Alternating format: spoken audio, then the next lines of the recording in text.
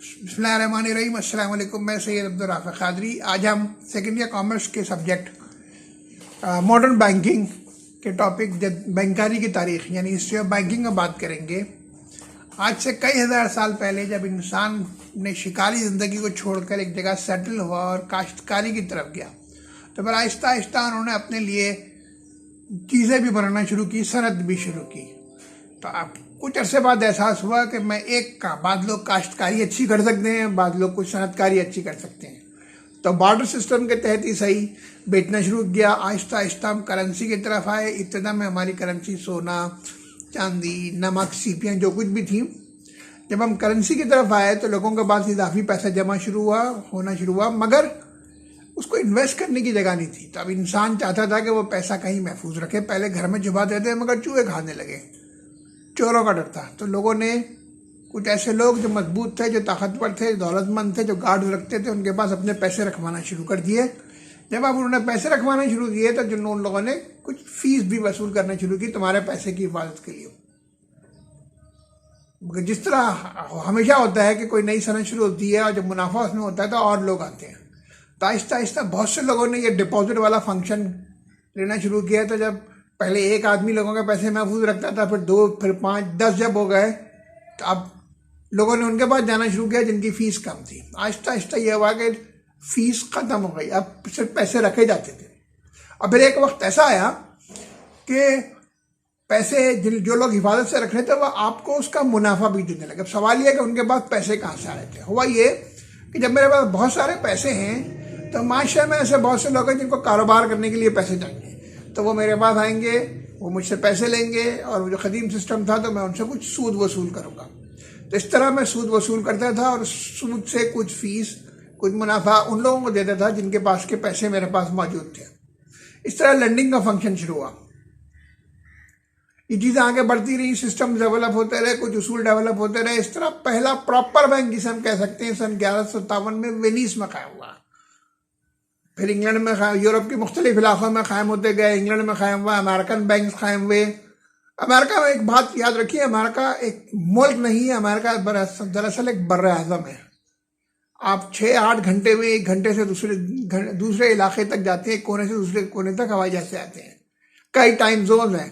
तो अमेरिका में बहुत से बैंक ऐसे हैं जो सिर्फ मखसूस रियासतों में काम करते हैं। अमेरिका में सूबे को रियासत कहते हैं।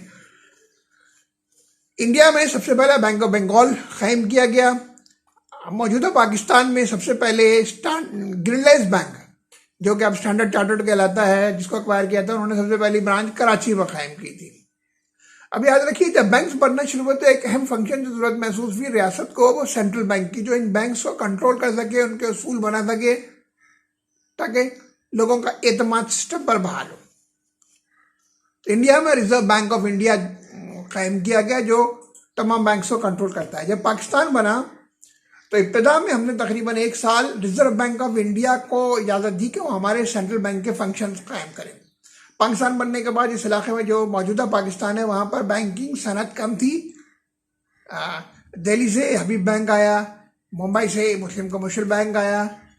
पाकिस्तान में फिर बहरहाल 1 जुलाई 1948 में स्टेट बैंक ऑफ पाकिस्तान का इफ्तिदा किया गया। स्टेट बैंक की जो बनाने वाली इब्तिदाई कमेटी थी, उसके एक बहुत सरगर्म फाल रूख रहनुमाओं में सर आदम जी हाजी दाऊद भी थे। स्टेट बैंक ने पाकिस्तान 1 जुलाई 1948 से काम करना शुरू किया। स्टेट बैंक, उसके बाद गवर्नमेंट ने नेशनल बैंक बनाया, यानी जहाँ जहाँ गवर्नमेंट स्टेट बैंक की शाखें नहीं है वहाँ पे हुकूमत के इदारे तो काम कर रहे हैं, उनको तनख्वाहें तो देनी है, तो हुकूमत की ट्रेजरी नेशनल बैंक के तौर पे काम करती रही। फिर यह हुआ कि 1974 जुलाई 1974 में पीपल्स पार्टी की हुकूमत ने बैंक्स को नेशनलाइज करिए। पाकिस्तान में बहुत से छोटे छोटे से बैंक्स थे। स्टेट बैंक अपने काम कर रहा था, छोटे बैंकों को डूबते से बचाता था। बीच में जैसे बैंक ऑफ बहावलपुर डूबा तो स्टेट बैंक ने उसके रिकवरी ऑपरेशंस किए और ये तमाम बैंक्स मर्ज होकर 5 बड़े बैंक्स बन गए। जैसे ऑस्ट्रेलिया बैंक था, वो एलाइड बैंक बना और उसमें कुछ और छोटे छोटे बैंक्स भी जमा हुए। इस तरह भी बैंक में कुछ बैंक आए होंगे, कुछ नेशनल बैंक में बैंक आए, कुछ मुस्लिम कमर्शियल बैंक में है, कुछ यूनाइटेड बैंक में है। यूनाइटेड बैंक 1959 में कायम हुआ।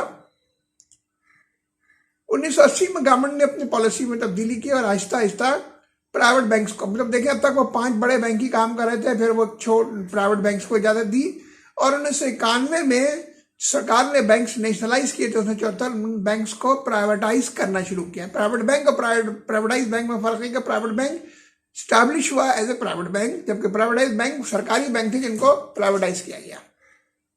रफ्ता रफ्ता उनके एसेट्स ट्रांसफर होना शुरू हुए। बैंकिंग में बहुत अपॉर्चुनिटीज है, मगर बैंकर के लिए जरूरी है अगर आप बैंकर बन जाते हैं तो आपका मुताला ज़्यादा हो। आप कंप्लाइंस आजकल के लिए एक बहुत अहम चीज़ है, टेक्नोलॉजी बहुत इस्तेमाल हो रही है।